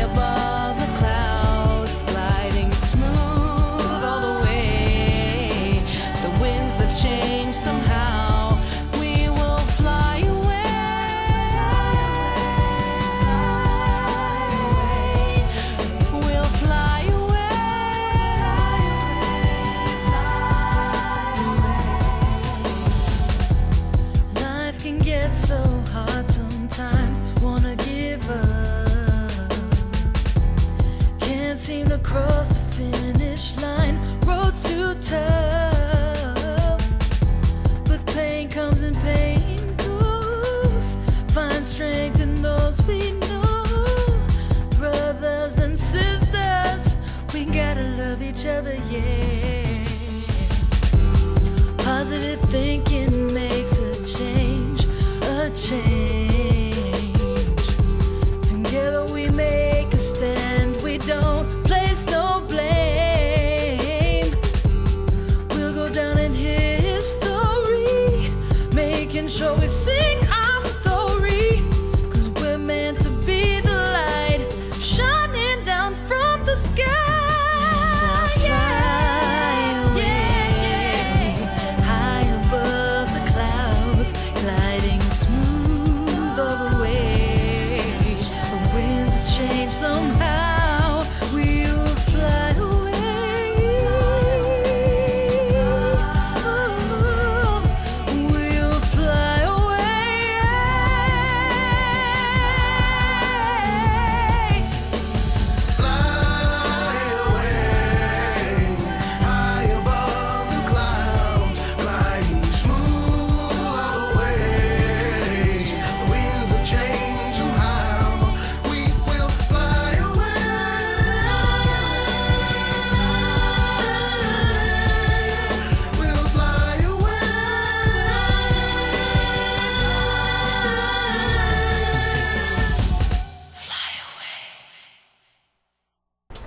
Here on the show, hitting the home stretch here, and we've got Michelle Mondesir and Roseanne Howell here from Play for Purpose.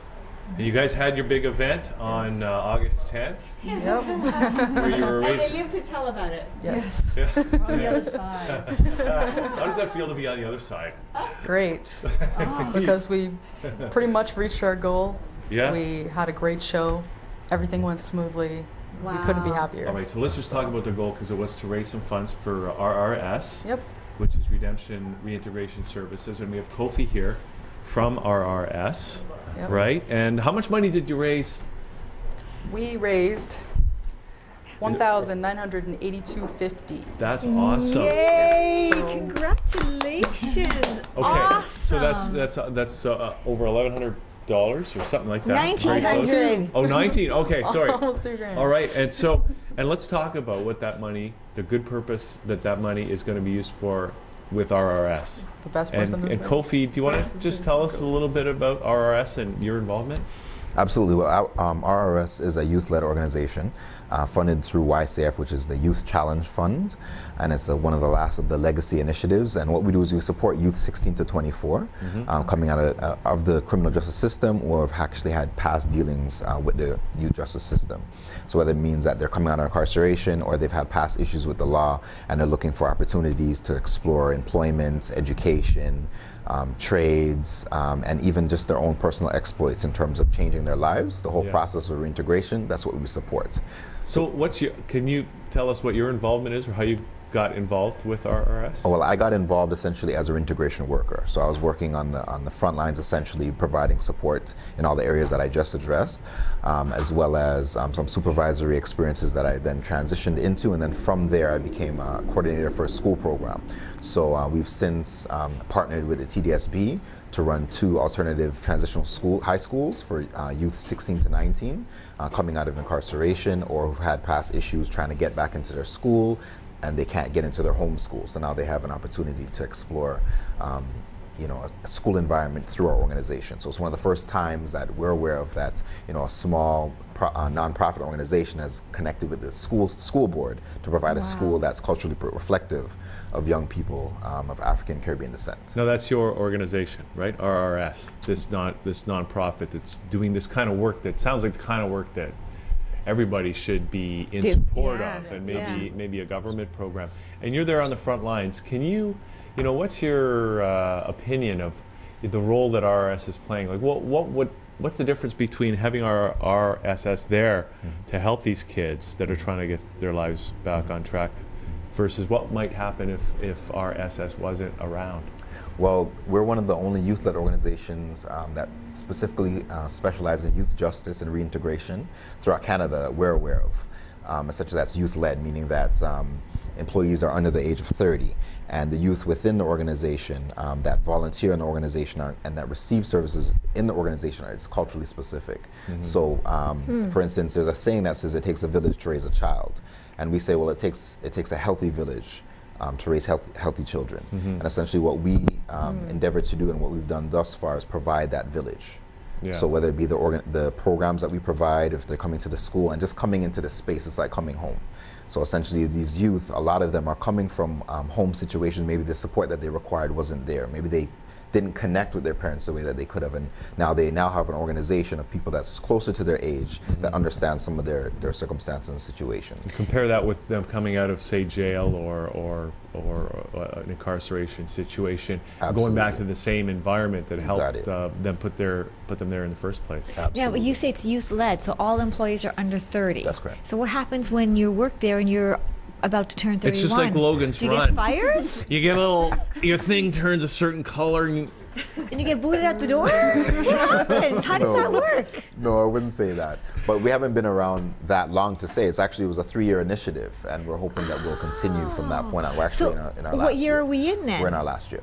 Wow. We're in the third Okay. year. Which is, because I think up to 35 is still young. That's what they Yes. say. Oh yeah. Hey, forever young. Yeah. And you know what? These kids need parent figures too. Very So much. maybe it's okay to have somebody who might be 40. Well, there's actually a lot of volunteers that support the organization that are actually that are over Okay. 30. They're just not employed through the organization necessarily. Okay. And that's essentially what we have. We have a village. We have more than maybe about 12 to 14 volunteers that come on a weekly basis and support the organization. So this is the third year. So what's going to happen? Is the funding going to run out? And is that why it's You so can't just important leave that these Play kids for hanging. Purpose is here raising money for the organization? Well, again, that's exactly the reason why we need to be connecting with other organizations that are doing great work that can help to maintain and petition and push the government to say, well, look, these programs need to continue, right? Yeah. Are you guys having some sort of meeting or something to discuss this, to get to extend it, or is there Yes, we anything have. like that? We've been having meetings to do so, as well as connect with other organizations that are doing similar work that don't specifically cater to our demographic. Okay. So as a result, hopefully things will transition, and if it's not via the current funding model, maybe there'll be another one that we'll be able to tap into. So we're currently in those talks. Well, it sounds like you guys with Play for Purpose, this is kind of a bit of a new funding model, and you were able to raise almost $2,000 here, which is great. Is it time yet? Is it for the moment? To do the moment? There's going to be a special moment. Did you want the moment now or later? Doesn't matter. Yeah, let's do the moment now because we can continue talking. Sure. But yeah, where's Right, it? so we have two. Two Wow, checks. two for you. checks. Certified goodness. checks. One through Oh, they're certified. Poetic Group Productions and one Thank through you so much. RH Music. Thank you very much. That's great. Thank you very much. That It is is So we hope that, so special. you Yeah. know, that this will, put a little dent in what you can Absolutely. do for the youth. Absolutely. Tied you over anyway. Yeah. That is so wonderful. Thank you very much for all the work that you guys did to make this happen. Wow, this It was is a pleasure. amazing. Wasn't work at all. It was Really hard wasn't. work, and it was great. It's great to be able to give. It's not easy. Maybe a lot of people don't realize that once you get onto this path of trying to give something, it's Yeah. just as hard as trying to get. It's true. So it was a lot of work, and we learned a lot, and hopefully it'll do some real good for you guys, and It maybe definitely there's And a hopefully future. there'll be years to come that you guys will be able to continue doing Yeah, we're looking this. into doing a second year, considering we had such a great success with the first year. So we hope to do some more, but we're still in talks. Well, and that's going Yeah. to depend on whether or not they get an extension as That well, too. right? That's That will. that too. Yeah. I'm trying to look for your size. You said large. Large, So yeah. you have to have a large one. Okay. Nice Play for Purpose T-shirt. Everyone will Wow. get one. That's From So, good. so maybe we Large. should talk a little bit about the fundraising event. It was, There you you guys were you are performers. You guys are singers, and you have an amazing song called "Fly Away." Which we're I going to think play is- at the end. And we're actually going to see one of the videos or we saw one of the videos from the event just before you guys came on. Oh, okay. Cool. That's great. But carry on. The song is phenomenal. It needs radio play. And certain proceeds are going to go to. Right. Right? That's right. That's true. And here we have our download card, which is our I already album. have one. You get that whole album with that card? It's a whole album on it, and it With this card. has songs from every artist that performed that night. Yep. Does it have Fly Away on it? It does. Oh, Fly Away is awesome. one of my favorite songs. And It's anybody such a who would great like song. to purchase the album can get it at Play for Purpose. That's play the number 4 purpose.bandcamp, bandcamp.com. So you can check it out there, or two if you'd like to get it. So Okay. if you don't mind, we'll That's leave some great. with you guys. That'd be awesome. That is great. amazing. Super. I can't speak for the rest of the songs, but that There you sounds go. amazing. I Now already you have got one a out copy there. of it. Hopefully the rest will be just as good. Just ours are good. Yeah, not just just ours. Okay. So at the event was very successful. We had, as you might remember, we had Esco Levy. You had some people in from the States. We did. Esco Levy is actually from Canada. He's Okay. Well, it's Jamaican born, but he was this year's or this past year, I guess. Now. No, it's still 2012. Okay, yeah, true enough. Juno Award winner for reggae. Wow, We had Ray Robinson, nice. who's a pretty well-known R&B singer. He was also Juno nominated. And we had, like Roseanne was saying, artists from the States came up. You guys had some- We dealing with some had big this wigs. music group, Yeah. Krita, DI, and we had Jabril, Serapis Bay, Yeah. all from the States. Wow, amazing. Yeah, we had a lot of And then artists. you had How'd you guys manage that? How'd you swing all this? Oh, Did you use 9 email? months in the making. It took 9 months of hard work. So sleep. You know, we don't need What that. sleep? What sleep? Yeah. Good thing we didn't have to deal with time zones. They were all in the same time zone. That was Wow. good. But you know what? Like I was saying earlier, labor of love. Honestly, it was fun. I learned a lot. I can say, to speak for myself, I learned a lot through this process. Well, even And the song "Fly Away" is a bit of a collaboration with some of these people from the States too, that's correct? right. It was Roseanne, myself, and Mike Rome from where's he? Toledo, Toledo, Ohio. Yes. Wow. So So now, were you able to capture the whole event? I know we saw that one little video, but is the whole event or other aspects of it available on the website anywhere? There's a lot of photos on Facebook. Yeah. And we didn't get video. There's just some restrictions with the venue, so we weren't able to do video. But we got a little, get a lot of- little clip lot here of and there. photos. So Oh, that's Okay. okay. People have to experience it live, right? Yeah. It's not about giving the whole thing away on the videotaping the whole You know, That's entire right. thing. it was a fun show. Yeah. It was a really great show. The artists were phenomenal. They were amazing. Yeah. You know, sometimes when you've got a purpose like the one that was behind this whole event, that everybody that comes there is in on it. They're in there to Yeah. support, and there's just a certain vibe that comes out. It's Was almost a it little was bit it of like that? Yeah, it was almost a little bit of a nostalgia. You know, Opera House was one of the biggest stages I've been on, so for me that was A real treat. It was wonderful. Kofi, did you make it out to the event? I didn't, unfortunately. Sounds like you We're missed an working awesome on it. time. Yeah, you missed it. That's okay. Next year, right? That's right. All right. Now, do you guys, are you really going to do one next year? Do you If have a If date there's an set yet? RRS to do one for, Yeah, we're like I There's said, we're going in to be. talks. We're There will hoping be, to do that's one right. next year, but no, there has to Definitely. be actually. It sounds like we a, still have our website still functional, so it's playforpurpose.ca. So again, play the number 4 purpose.ca. So we'll do updates on there. So if we're going to have one, we'll definitely let people know. because there's nothing via to say you the can't have website. 2 a year, you know. Yeah. Well, you know, Well, there's 9 a thing months. called funding. Funding is a big issue. Well, for everybody. And- Upfront funding, yeah. Yeah. Then we could put on a show. Some sponsorship would be nice. Mhm. We did Now- have some great We sponsors had a actually. lot of great sponsors. There's actually a list on. Is it Still, on again, our on the website? website, playforpurpose.ca. Wow. So. Yeah. Sounds like you guys did an amazing job. Now, Kofi, I know you guys probably have a huge need for funds that goes far beyond this amount, significant as it is. Yeah. But what are you guys going to take that money and do with it? Well, there's multiple programs that we currently run. So both of the schools, essentially, we had a breakfast and a lunch program. We were also providing tokens to both school programs. Unfortunately, that was out of our own pocket. Yeah. And it actually is in the thousands, if you can imagine, monthly Yes, no schooling kidding. and youth coming back and forth. And also the lunch and the breakfast were significant because a lot of the youth, you know, they buy lunch every day if they're not actually getting it there. And it's not the most healthy choices. So essentially that's what we are doing, attempting to do, is ensure that when they have lunch, and they're actually part of the making of lunch sometimes as well. So there's some core skills that they would learn from doing that. Nice, and some nice. building that would take place in the kitchen, right? So that's for sure, I know that's where some of the funds would go relative to programming. But then there's other needs as well throughout the organization. We have a library program, one of the most extensive libraries in the city relative to African history, culture, spirituality, men's, women's health. In that space. It's a reference-only library, and we've continually been always adding books. So we actually, people also donate books to it. We also do our best to support local artists, painters, etc., and actually purchase some of their products. So there's so many different attributes of the organization that require support, and sometimes we can't do it because we don't have the funds to do it. So things get cut back. Yeah. So unfortunately, both of those programs were cut back relative to the tokens and the lunch and that type of thing. So perhaps even with this, So we kids can are bring going that hungry. back.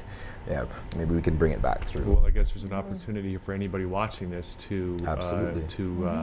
you know, contribute as you Absolutely. guys have with Play for Purpose. Yeah. Is there a website for They can go RSS? to our website. It's www.redemptionservices.ca. Is there a donate button on that? There is. Okay. Yeah, there's a donate section Great. on the Well, website. Kofi, good luck with Wow. with the Sounds like organization an and with everything that you're doing. service. Absolutely. And people can check that out, redemptionservices.ca. And guys, Michelle and Roseanne, great for you guys to be doing this. And, we And look thank you for forward to honoring next us year. with presenting the check here. Thank you for having It's a us. moment. Yes. And is there anything appreciate else it. just before we go? Any final thoughts any of you want to leave people with? Any further developments? You know what? I guess I'll speak to just helping out, giving your time or giving, you know, it doesn't always have to be money. Sometimes volunteering your services, everybody has a unique ability and talent, and it can go far in different ways. It doesn't just have to be for youth. So I would encourage anybody watching to, you know, try it. That's all I could say. All right. And of course, we're going to put all the website information, playforpurpose.ca, redemptionservices.ca. People can follow up with you guys just by going to those websites. So I wish you all the best, Kofi. Thank you. With RSS and Thank with you. all the kids, and Michelle and Roseanne. Thanks for doing this. Thank you, and guys. let us know if you're going to do one next year. Okay, we'll let you know for sure. Okay. Yes. Thank you, And, we're- guys. and you got T-shirts for us. I do. We're looking for that. What So, but sizes? well, you can give it that while we're running the credits. But anyway, Sandra, great show today. Awesome. Yep. Yes. Way And to go. thanks, guys, Randy and Chris behind the board. We'll see all the rest of you tomorrow on Liquid Lunch. Happy right Halloween. Here at thatchannel.com.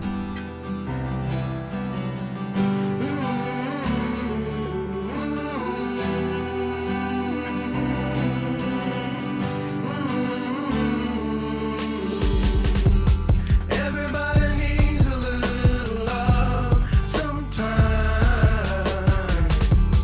Even though it seems the weight of the world's keeping you down. Reaching for the path to glory.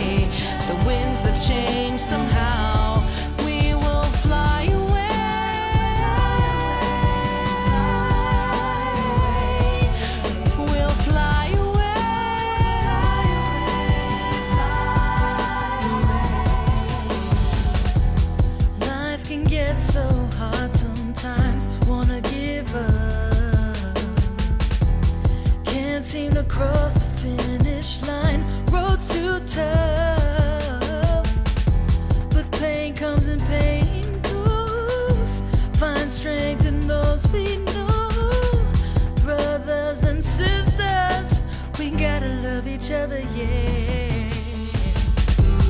Positive thinking makes a change, a change. Together we make a stand, we don't place no blame. We'll go down in history, making sure we sing